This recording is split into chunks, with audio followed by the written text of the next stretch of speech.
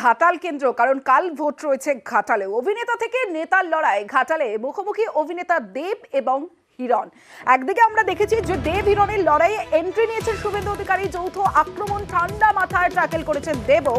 ঘাটালের প্রচারে আমরা দেখেছি গরু পাচার থেকে ডিগ্রি, একাধিক বিষয়ে বিতর্ক, এক্সান্ডারে পোস্ট, পাল্টা পোস্ট, একাধিক ইস্যু আমরা দেখেছি। সরাসরি চলে যাব, সান্নিক রয়েছে আমার সঙ্গে, সান্নিকের সঙ্গে কথা বলবো।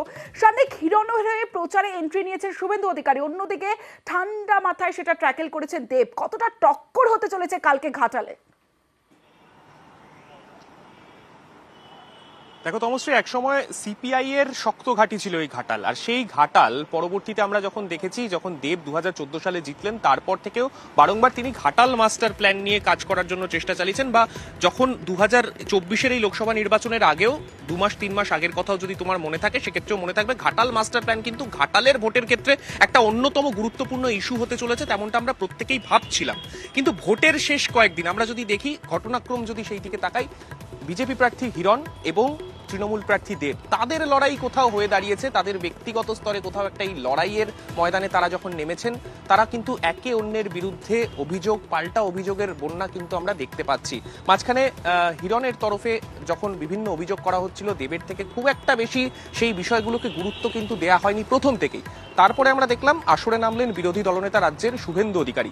শুভেন্দু অধিকারী যখন নামলেন, শুভেন্দু অধিকারীও কিন্তু একেবারে গরু পাচার মামলায় বিভিন্ন আর্থিক লেনদেনের একেবারে নথি তিনি এক্স হ্যান্ডেলে পোস্ট করলেন, পোস্ট করে সরাসরি আক্রমণ শানালেন দেবকে। এবং তারপরে দেবের তরফে ঠান্ডা মাথায় তারও পাল্টা টুইট করে, তার পাল্টা এক্স হ্যান্ডেলে তিনিও পোস্ট করলেন, পোস্ট করে তিনি স্পষ্ট বলে দিলেন যে কিভাবে সেই টাকার লেনদেন হয়েছে এবং গোটা বিষয়টা। তারপর আমরা দেখলাম হিরণের বিরুদ্ধে তিনিও একেবারে সুর চড়ালেন যে তার ডিগ্রি নিয়ে, হিরণের যে নামের আগে ডক্টর উপাধি তিনি ব্যবহার করেন, সেই উপাধি নিয়ে তিনি কিন্তু প্রশ্ন তুললেন।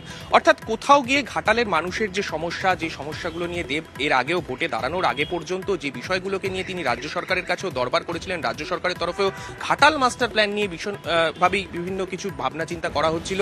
সেই জায়গায় দাঁড়িয়ে কোথাও একটা এখন যেটা চোখে পড়ছে আমাদের, আমরা যেটা দেখতে পাচ্ছি, কোথাও গিয়ে হিরণের সঙ্গে দেবের যে একটা দুই অভিনেতার লড়াই, অর্থাৎ টলি ইন্ডাস্ট্রির এক সময়ের দুই লিডিং অভিনেতা। দেব এখনো পর্যন্ত সিনেমা করলেও হিরণ কিন্তু শেষ কিছু বছর সেইভাবে অ্যাক্টিভ নন টলিউড ইন্ডাস্ট্রিতে, কিন্তু তাদের মধ্যে সেই পুরনো লড়াই, টলিউডের ফিল্ম ইন্ডাস্ট্রির মতোই লড়াই তারা যখন ঘাটাল লোকসভা কেন্দ্রে করছেন, সেখানে কিন্তু লড়াই যে পুরোদমে একেবারে জোর কদমে লড়াই হতে চলেছে আগামীকাল, তা কিন্তু একেবারেই বলা যায়। তমশ্রী, বেশ সান্নিক।